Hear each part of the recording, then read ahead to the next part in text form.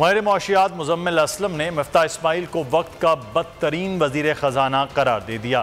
अपने वीडियो बयान में मुजम्मिल असलम का कहना था कि मिफ्ताह इस्माइल अपनी न्यूज़ कॉन्फ्रेंसेस में गलत आदाद शुमार पेश करते हैं। वजीर ख़जाना ने 2 हफ्ते पहले स्टेट बैंक के गवर्नर की तैनाती का ऐलान किया था, लेकिन कराची चैम्बर में उन्होंने इस ऐलान से यू टर्न लेते हुए कहा कि तैनाती कब होगी कुछ नहीं कहा जा सकता। पाकिस्तान की तारीख के बदतरीन वज़ीर ख़जाना एक दफ़ा नहीं 2 दफ़ा खुद कल भी एतराफ़ कर रहे थे किसी प्रेस कॉन्फ्रेंस में मिफ्ताह इस्माइल साहब, वो अपनी रोज़ाना की बेसिस पे अपनी जो है प्रेजेंस को फ़ील कराने के लिए आ जाते हैं और फिर वो जो है उल्टे सीधे गलत आदात शुमार देते हैं, गलत वादे करते हैं और फिर उस पर यू टर्न लेते हैं। अभी आज वो पाकिस्तान कराची चैम्बर में बैठे हुए थे तो उन्होंने आज से 2 हफ्ते पहले कहा था कि 2-3 दिन में जो है गवर्नर स्टेट बैंक का ऐलान हो जाएगा।